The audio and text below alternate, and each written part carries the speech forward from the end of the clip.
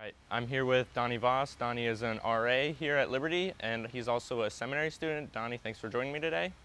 No, thank you for having me, man. I'm pretty honored that I get to share with you a little bit of my thoughts on politics and stuff like that. So thank you, man.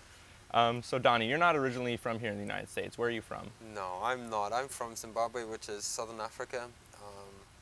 I came to the United States probably 6 years ago, and so that was my first real taste of American politics, American history, of really the American way of life, outside of what I knew of it coming in, watching movies and things like that. So, yeah, 6 years ago was the first time I really got introduced to this whole American fiasco.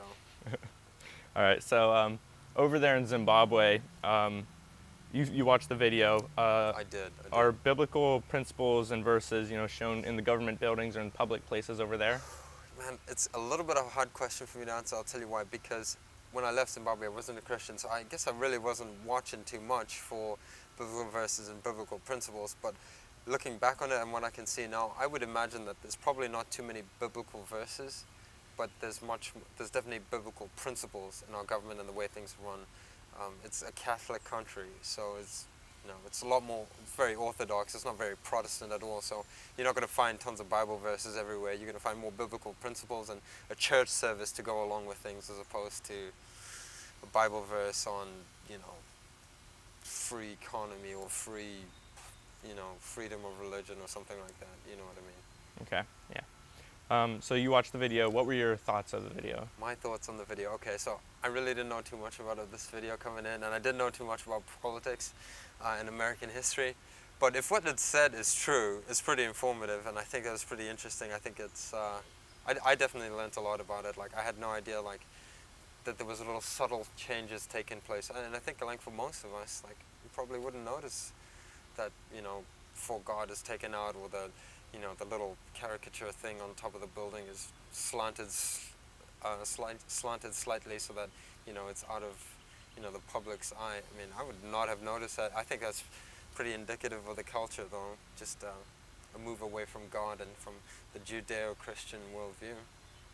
So how have you seen this taking God out of America evident here in the United States? That's interesting.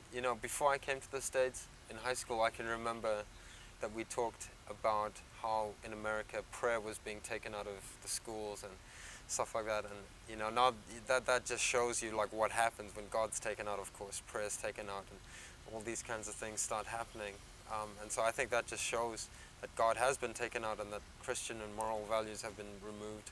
You got issues of abortion going on now, and all sorts of that shenanigans going on.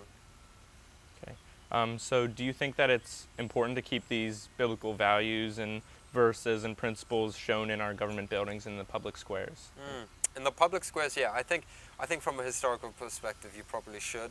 I think, you've got to stay true to the history of, the founding fathers and, how this country came about. I think you have to stay true to the historical or historicity of the events and stuff.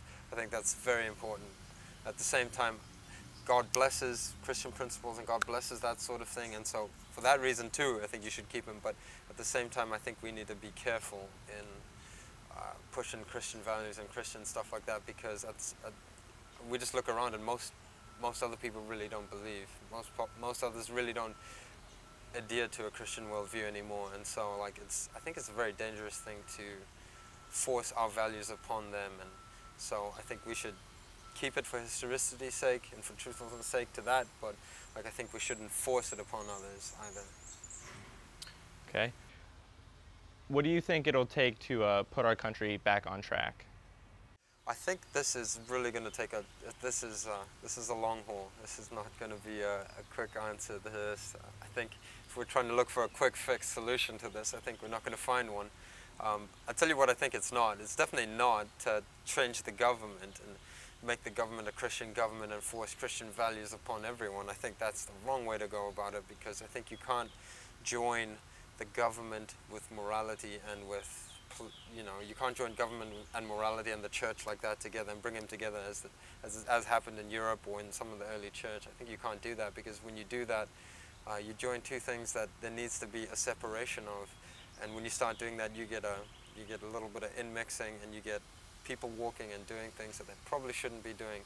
You get taxation by states for the church, and it's like these are two separate different things, and so people react against that, and I think it gives a bad taste of what Christianity is about. And so I think the real answer to it is not the government changing, but really a free market where people get to choose what to believe and how to believe and why to believe, so that their choice is personal, and so that it's a much longer process, because it starts with the individual heart being changed first, and that will reflect in society afterwards, not changing government to try and change individuals. I think you just create anarchy and rebellion in the hearts of people when you do it that way. Okay. Well, thank you very much, and I know that you're graduating in a week, so congratulations on that. Yeah, no, thanks very much, John. Thank you for having me. I'm much obliged to you.